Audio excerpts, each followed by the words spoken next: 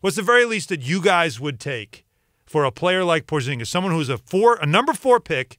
You had to lose 65 games to get him.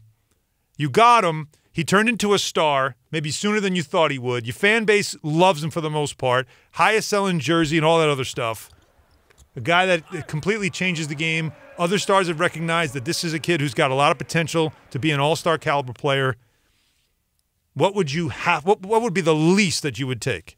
I would want a draft pick that's higher than the one I already have this year at 8. This year? Yeah, I would want something preferably in the top 5, and then I want a future first-round draft pick.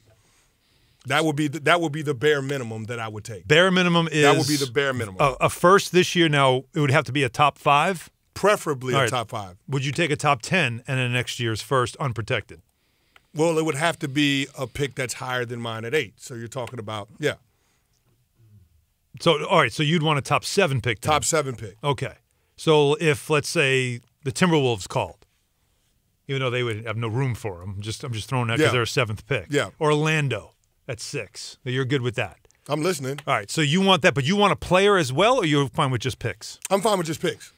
Now, I'm good with just picks. Does Melo have to be tethered to this, or are you making this deal if the team says we don't want Melo, or Melo says I'm not going there, but you can get let's say you can get a top 7 pick this year and a first rounder next year? Do you still do the deal? I don't know that Carmelo Anthony's going to any of those teams that are picking in the top 7. Like, where's he going? Is he going to Orlando? No. Is he going to Sacramento? No. I mean, it might be a situation where you're going to have to eat the Carmelo Anthony contract and you're going to have to buy him out because it's clearly going to be addition by subtraction, especially if you're going to send the message to the rest of the guys in the locker room and move on from Kristaps Porzingis. This is somebody that was identified as a cornerstone piece of your franchise, and being willing to walk away from him sends the message that you're willing to push the reset button, in a sense, and bring in younger players that are going to buy into whatever Jeff Hornacek and ultimately Phil Jackson want to do, the style of basketball that they want to play, which is clearly the triangle offense. Right. So that's the direction that you're going in, and anybody that's not on board is going to be shipped elsewhere. And I think that's what they have to do right now. That's where this thing has gotten with Phil Jackson and this ball club.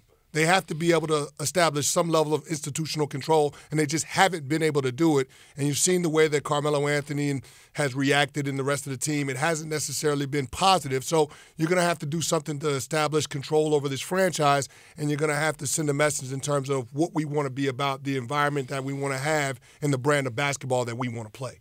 The biggest problem for me, too, is it's a good point you made. Bagels brought up, a young, controllable, right, established NBA player. But we need a point guard, clearly, right? What if Phoenix called with Devin Booker? No, I don't want him.